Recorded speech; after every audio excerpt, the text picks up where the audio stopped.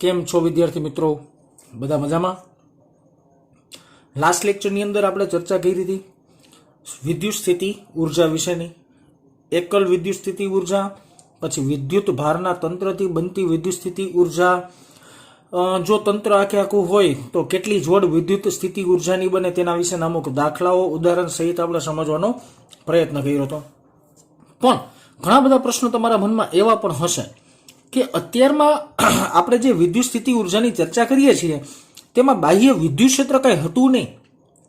ધ્યાનપૂર્વક જો જૂની થિયરીનું અધ્યયન કર્યું હોય તો તમને ખ્યાલ પડશે કે તમે જ્યારે વિદ્યુત ભારોનું તંત્ર બનાવતા હોય ત્યારે કોઈ એક વિદ્યુત ભારને તમે અનંત અંતરેથી તંત્રમાં કોઈ બિંદુએ લઈ આવતા, ત્યારે એને કરવું પડતું કાર્ય આપણે શૂન્ય લેતા.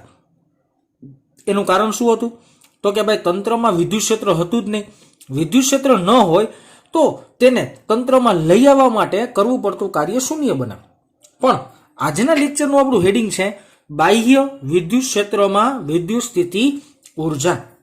જ્યારે કોઈ બહારનું તંત્ર દેવામાં આવે અને વિદ્યુત ક્ષેત્ર ઓલરેડી આપી દેવામાં આવે તો ત્યારે સ્થિતિ ઉર્જાનું સમીકરણ શું બને તેના વિશેની ચર્ચા કરવાની છે. સૌથી પહેલું હેડિંગ આપણે એવું મારીએ, આમાં બે ટોપિક આવશે. સૌથી પહેલો ટોપિક એવો લખીએ આપણે કે બાહ્ય ક્ષેત્રમાં એકમ વિદ્યુત ભારની એકલ વિદ્યુત ભારની સ્થિતિ ઉર્જા અથવા તો વિદ્યુત સ્થિતિ ઉર્જા. સૌથી પહેલા વાત કરીએ એકલ વિદ્યુત ભાર માટે. એકલનો સારી ભાષામાં મતલબ થશે એક વિદ્યુત ભારની સ્થિતિ ઉર્જા. પણ ક્ષેત્રમાં મૂકેલો હોય ત્યારની વાત છે, એ વાત ખાસ ધ્યાનમાં લેવી. સૌથી પહેલા આપણે બેઝિક એક યામાક્ષ પદ્ધતિનો આમાં ઉપયોગ કરશું. જરૂરી નથી બહુ યામાક્ષ પદ્ધતિ, પણ છતાંય આપણે ઉપયોગમાં લેવી છે અંતર માટે ખાલી. તો આવી રીતના આપણે એક્સ અને વાય અક્ષ આવી રીતના એક વિચારી લઈએ, ખાલી મનમાં રાખવા માટે, બરાબર ને. એક અંતર ડિફાઇન કરવા માટે જ આપણે યામાક્ષ પદ્ધતિ આવી રીતના વાપરશું. યામાક્ષ પદ્ધતિ આને આપણે ધારો કે એક્સ અક્ષ કહી દઈએ, આને આપણે ધારો કે વાય અક્ષ કહી દઈએ. આ યામાક્ષ પદ્ધતિનું કહેવાય ઉદ્ગમ બિંદુ અથવા ઉગમ બિંદુ અથવા સંદર્ભ બિંદુ. ઘણું બધું બોલી શકાતું હોય. હવે છે ને અહીંયા એક અનિયમિત વિદ્યુત ભારનું વિતરણ દર્શાવું તમને. અનિયમિત વિદ્યુત ભારનું વિતરણ, આવું કંઈક અનિયમિત વિદ્યુત ભારનું મારી પાસે વિતરણ છે અને તે વિતરણની અંદર પોઝિટિવ ચાર્જ રહેલા છે. બેટા પોઝિટિવ રાખવા એવું જરૂરી નથી અને આ તંત્ર અનિયમિત હોય એવું જરૂરી નથી. મેં તંત્ર અત્યારમાં અનિયમિત વિચાર્યું છે અને એ અનિયમિત વિદ્યુત ભારના તંત્રની અંદર પોઝિટિવ ચાર્જ રહેલા છે. સ્વાભાવિક રીતના પોઝિટિવ ચાર્જ હશે તો તે પોઝિટિવ ચાર્જ પોતાનું કંઈક વિદ્યુત ક્ષેત્ર ક્રિએટ કરશે. તો આ અનિયમિત વિદ્યુત ભારના તંત્રને લીધે એક્સ વાય સમતલની અંદર વિદ્યુત ક્ષેત્ર ધારો કે આવી રીતના ઉત્પન્ન થાય છે. આવી રીતના એટલે કે અનિયમિત આપણે દેખાડશું આકૃતિમાં. આવી રીતના વિદ્યુત ક્ષેત્ર રેખા દોરીએ. જે વિદ્યુત ક્ષેત્ર રેખાઓ એકબીજાને સમાંતર ન હોય અને એકબીજાથી સમાન અંતરે ન હોય તો એ અસમાન વિદ્યુત ક્ષેત્રને રિપ્રેઝેન્ટ કરશે. ઓકે, તો આવા અસમાન વિદ્યુત ક્ષેત્રની અંદર કોઈ એક બિંદુ ધારી લઈએ. કોઈ એક બિંદુને આપણે નામ આપી દઈએ, ધારો કે પી બિંદુ કહી દઈએ. મારે આ અનિયમિત વિદ્યુત ભારના તંત્રને લીધે ઉદ્ભવતું અનિયમિત વિદ્યુત ક્ષેત્રમાં રહેલું બિંદુ પી પાસે વિદ્યુત સ્થિતિ ઉર્જા શોધવી છે. પેલા ટોપિક શું છે એ સમજાઈ જવો જોઈએ. અનિયમિત વિદ્યુત ક્ષેત્રમાં રાખવામાં આવેલા કોઈ બિંદુએ મારે વિદ્યુત સ્થિતિ ઉર્જા શોધવી છે અને ઉગમ બિંદુએથી તે બિંદુનું અંતર, ઉગમ બિંદુએથી તે બિંદુનું અંતર એ આપણે ધારી લઈએ, ધારો કે આર સદીશ. મેં આર લીધું છે, તમે કાંઈ પણ લઈ શકો છો અને કાંઈ પણ રકમમાં તમને અંતર પણ આપેલું હોય. મેં ધાર્યું છે ધારો કે આર સદીશ. ઓકે, સરસ. ચાલો, તો મારે શું ગોતવું છે? પી બિંદુ પાસે વિદ્યુત સ્થિતિ ઉર્જા શોધવી છે. અત્યાર સુધીના બધા કન્સેપ્ટ તમને ખબર છે કે મારે જે બિંદુએ વિદ્યુત સ્થિતિ ઉર્જા ગોતવી હોય ત્યાં વિદ્યુત ભાર રહેલો હોય. તો કે ધારો કે પી બિંદુ પાસે આપણે પ્લસ ક્યુ જેટલો વિદ્યુત ભાર રાખ્યો છે, તો આ વિદ્યુત ભાર પી બિંદુ પાસે રાખવામાં આવેલો છે. તો આ બિંદુએ મારે સ્થિતિ ઉર્જા શોધવી છે. જૂના કન્સેપ્ટ થોડાક યાદ કરીએ વિદ્યાર્થી મિત્રો. જૂના કન્સેપ્ટ બતાવશું તો કે આપણે જ્યારે વિદ્યુત ભારને કઈ જગ્યાએ ગોઠવતા હોય ને તો સૌથી પહેલા વિદ્યુત ભારને ક્યાંક ધારવાનો અનંત અંતરે. તો સૌથી પહેલા અહીંયા પ્લસ ક્યુ વિદ્યુત ભાર નથી એવું માની લ્યો. પ્લસ ક્યુ વિદ્યુત ભાર ધારો કે અનંત અંતરે રહેલો છે એવું માની લે. આ ઇન્ફાઇનાઇટ અંતરે એક મારી પાસે પ્લસ ક્યુ વિદ્યુતભાર રહેલો છે.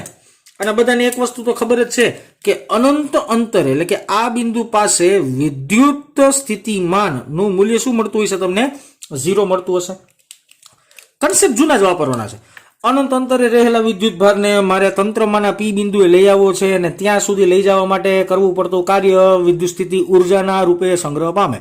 આ જૂનો જ કન્સેપ્ટ છે ને, આ જ કન્સેપ્ટને આપણે જોવાનો છે.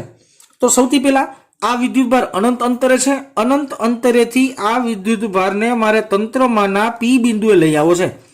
અનંત અંતરેથી આ વિદ્યુત ભારને મારે તંત્રમાંના પી બિંદુએ લઈ આવવાનો છે. તો પી બિંદુએ લઈ આવવા માટે કરવું પડતું કાર્ય હું ગોતી લઉં ને, એટલે મને પી બિંદુનું સ્થિતિ ઉર્જા મળી જાય. પી બિંદુની સ્થિતિ ઉર્જા મળી જાય. આખો કન્સેપ્ટ પાછો રિપીટ કરીએ બેટા. શું મેં અત્યાર સુધી ચર્ચા કરી? મેં પહેલા એક સમતલ વિચાર્યું XY. લ્યો નો લ્યો કાંઈ ફેર નથી પડતો.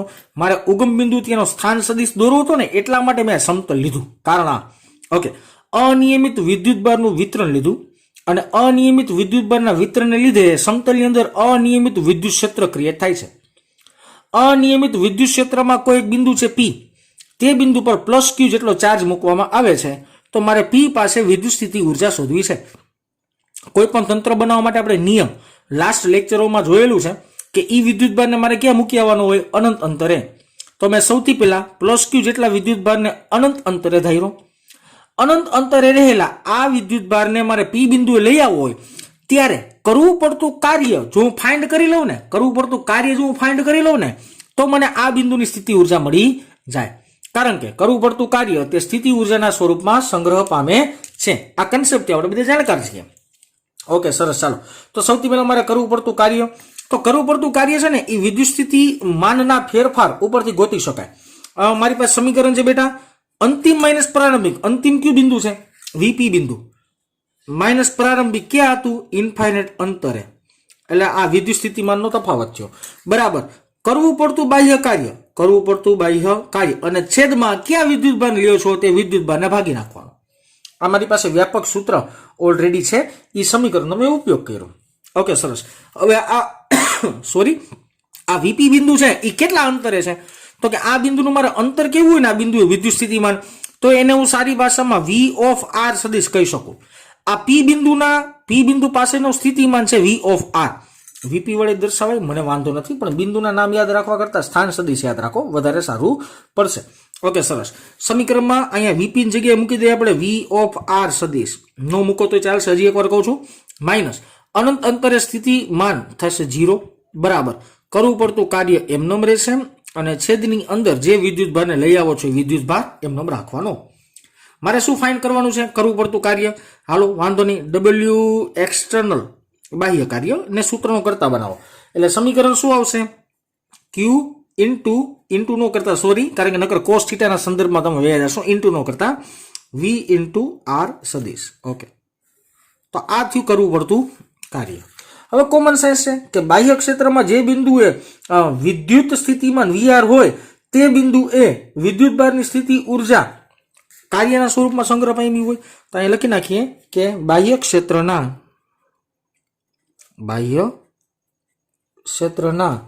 જે બિંદુએ વિદ્યુત સ્થિતિમાન, અહીંયા લખી વિદ્યુત સ્થિતિમાન V of R હોય અને V of R વચાય. V of R હોય તે વિદ્યુતભાર Q ની સ્થિતિ ઉર્જા કહેવાય. તેને Q વિદ્યુત ભારની સ્થિતિ ઉર્જા કહેવાય, અથવા તો તે કાર્યને સ્થિતિ ઉર્જા કહેવાય. તો સ્થિતિ ઉર્જાનું સૂત્ર U ઇઝ ઇક્વલ ટુ આની જેમ જ લખી નાખવાનું, Q into V of R. આ મળ્યું મને સ્થિતિ ઉર્જાનું સૂત્ર, કે જ્યારે એકલ વિદ્યુતભાર હોય ત્યારે સ્થિતિ ઉર્જાનું સમીકરણ આવી રીતના દઈ શકાય. ઓકે, તો સૌથી પહેલા સિમ્પલ મેથડ થઈ કે જ્યારે તમારી પાસે એકલ વિદ્યુતભાર હોય ત્યારે તમારે કરવું પડતું કાર્ય તે સ્થિતિ ઉર્જાના સંદર્ભમાં સંગ્રહ પામે. તો એના માટેનો જવાબ આવશે U is equal to Q into V of R. હવે ધારો કે મારી પાસે એક વિદ્યુતભારની જગ્યાએ બે વિદ્યુતભારનું તંત્ર હોય તો કેવી રીતના થાય? ચાલો આપણે નીચે જોઈએ. ઓકે, હું હેડિંગ આપી દઉં છું.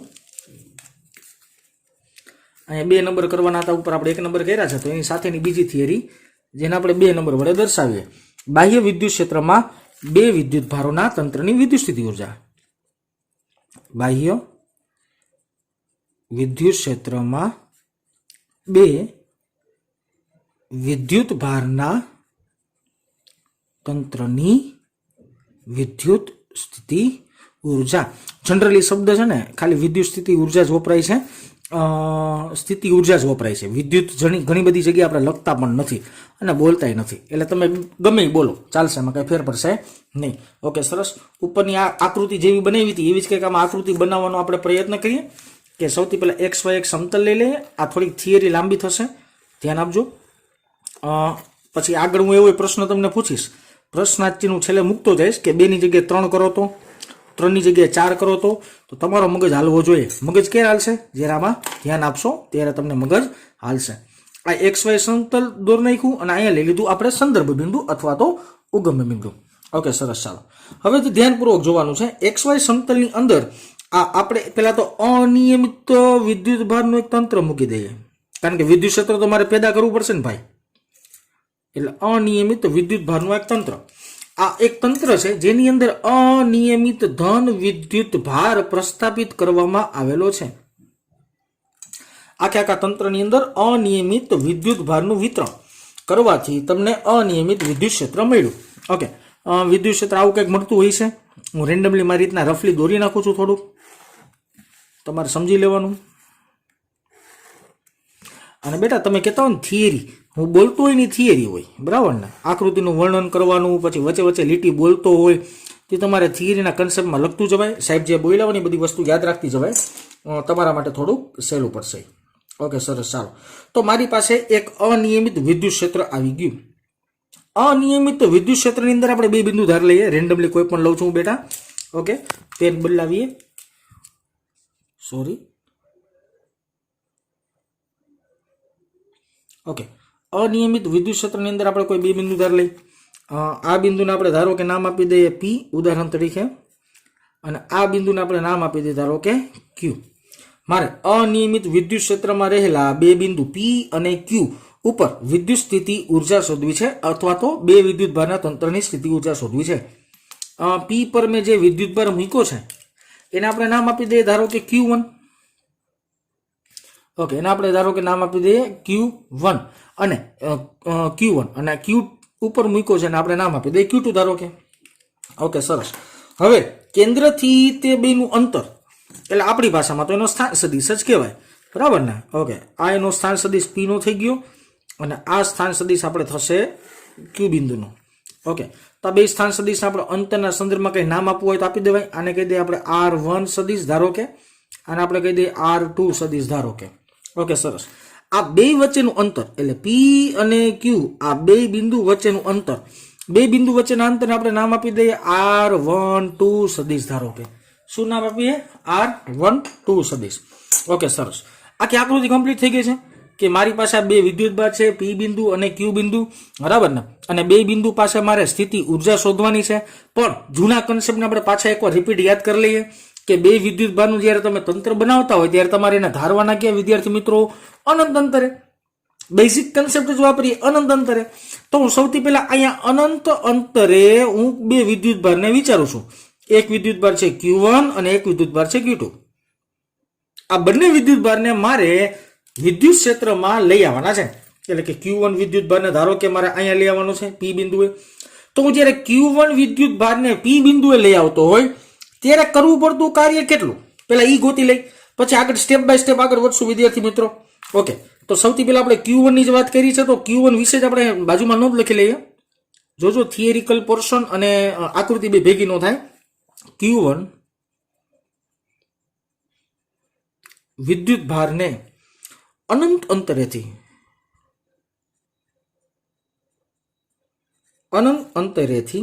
ક્ષેત્રમાંના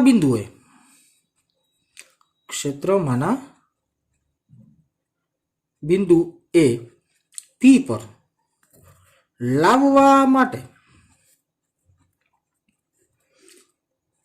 બાહ્ય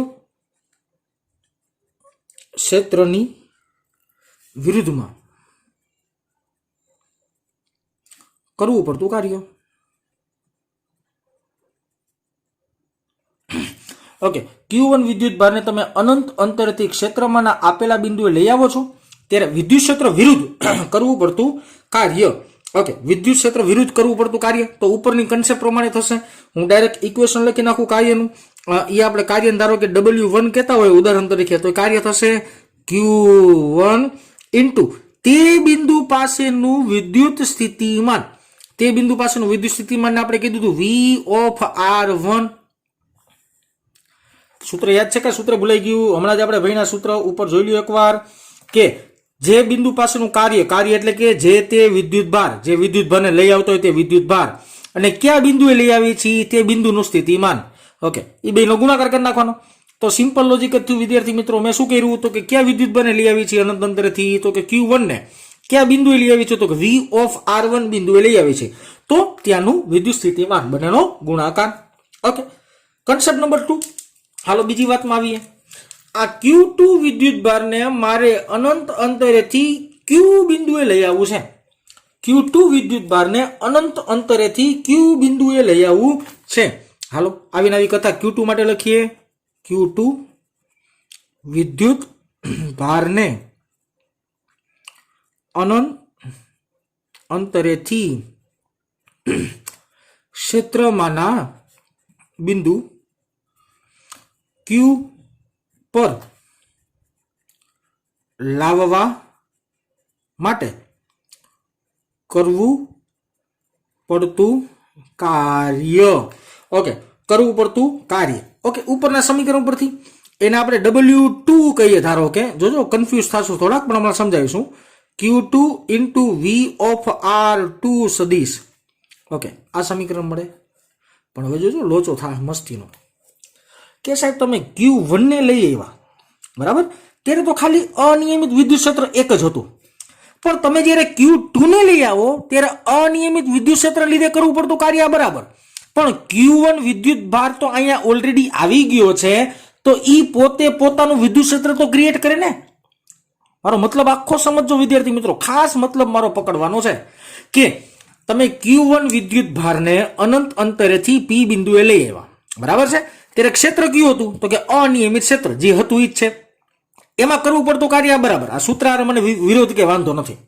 પણ હવે તમે જ્યારે Q2 ને લઈ આવો છો ત્યારે એને ક્ષેત્ર વિરુદ્ધ તો કાર્ય કરવું પડે, ઈ તો આ થાય જ નો ડાઉટ. ચાલો, પણ હવે તો Q1 વિદ્યુત ભારી હતો ને, Q2 ને લઈ આવ્યા ત્યારે Q1 ને તો તમે પ્લેસ કરી દીધું તો ઓલરેડી, તો Q1 પોતાની ફરતે વિદ્યુત ક્ષેત્ર તો ક્રિએટ કરશે ને. તો Q1 વિદ્યુત ભારને લીધે Q2 વિદ્યુત ભારને અહીંયા પહોંચવા માટે કરવું પડતું કાર્ય શોધવું પડે.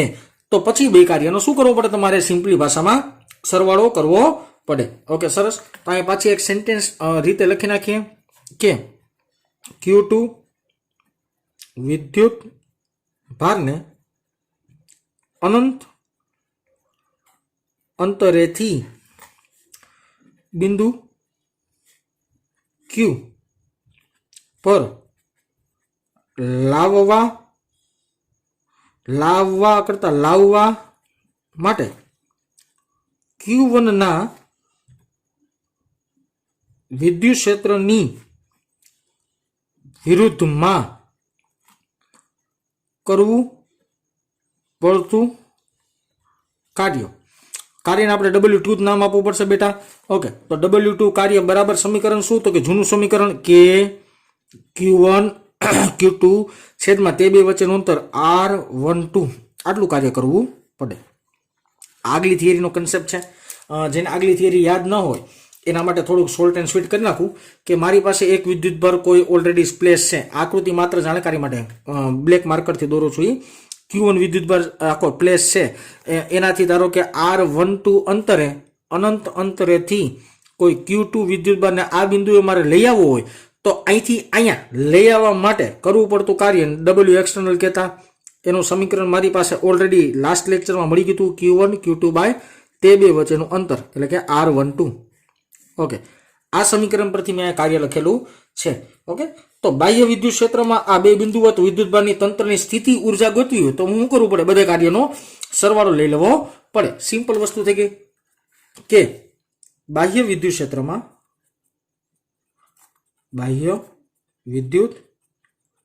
ક્ષેત્રમાં આ વિદ્યુત ભારના અથવા તો આ બે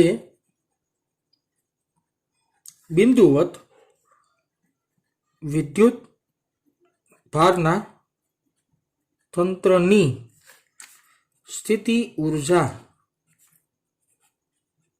ઓકે, સ્થિતિ ઉર્જાનું સમીકરણ કાર્યનો બધાનો સરવાળો કરવાનો છે એટલે હું ડાયરેક્ટ ક્યુ લખી નાખું છું બેટા, તમે સમજી શકશો. હાલો, સમીકરણ ક્યુ આવશે Q1 V of R1 વત્તા Q2 V of R2 વત્તા K Q1 Q2 by R12. પણ તમે જે અંતર ધાર્યું હોય બે વચ્ચેનું અંતર મેં R12 ધાર્યું છે તો R12 લખવું પડે. તો આ થયું તમારું ફાઇનલ ઇક્વેશન. આ ફાઇનલ ઇક્વેશન છે અને મોસ્ટ IMP છે, યાદ રાખવાનું. ઓકે, કન્સેપ્ટ યાદ રાખજો. સમીકરણ ક્યારે વાપરી શકાય? તો કે જ્યારે તંત્ર બનાવવા માટે બાહ્ય વિદ્યુત ક્ષેત્રની હાજરી હોય ત્યારે આ સમીકરણ વાપરો. તંત્ર બનાવવા માટે જ્યારે બાહ્ય વિદ્યુત ક્ષેત્રની હાજરી હોય એટલે કે બાહ્ય વિદ્યુત ક્ષેત્રની અંદર હું જ્યારે તંત્ર બનાવતો હોય ત્યારે આ સમીકરણનો ઉપયોગ કરી શકાય. ઓકે, સરસ. તો આ તે બે થિયરી મસ્ત મજાની. હજી મારે આમાં આગળ તમને નવું સમજાવવું તો સમજાવી શકાય. હવે થોડુંક તમારું તર્ક મારજો. હું કઈ લખતો નથી, મારું લખવાનું પૂરું થઈ ગયું, બરાબર ને? હવે થોડુંક તમે તર્ક મારીને આ વસ્તુ વિચારવાનો પ્રયત્ન કરીએ. ધારો કે સાહેબે બે વિદ્યુત ભારના તંત્ર વિશે વસ્તુ સમજાવી આખી. હવે ધારો કે કોઈ તંત્ર 3 વિદ્યુત ભારથી બનેલું એવું હોય તો સાંભળજો મારી વાત. 3 વિદ્યુત ભારથી તંત્ર બન્યું હોય એવું કંઈક થાય તો કે વાંધો નહીં સાહેબ. ઓકે, પેલો વિદ્યુત ભાર, બીજો વિદ્યુત ભાર, અહીંયા કોઈ ત્રીજો વિદ્યુત ભાર છે એવું મનમાં ઇમેજિનેશનમાં વહી જવાનું. હાલો, આ પેલો, આ બીજો અને અહીંયા કોઈ ત્રીજો વિદ્યુત ભાર છે. ઓકે, પેલા વિદ્યુત ભાર માટે કાર્ય તો થશે કારણ કે બાહ્ય ક્ષેત્ર તો છે જ. બીજા વિદ્યુત ભાર માટે આ કાર્ય તો થશે જ, બરાબર ને? બાહ્ય વિદ્યુત ક્ષેત્ર છે. ત્રીજા વિદ્યુત ભાર માટે આવું તો કાર્ય થાય જ. W3 બરાબર Q3 V of R3. 3 કાર્ય થઈ ગયા? હા, થઈ ગયા ભાઈ. ઓકે, પછી જો છે પેલો વિદ્યુત ભાર મૂક્યો ને એના માટે આ સમીકરણ ન આવે. બીજા વિદ્યુત ભાર માટે સમીકરણ બને ન બને? તો કે હા, બને ને. કારણ કે તમને ખબર છે ને 3 વિદ્યુત ભારનું જ્યારે તંત્ર હોય તો એના માટે સ્થિતિ ઉર્જાની કેટલી જોડું બને? 3 જોડું બને.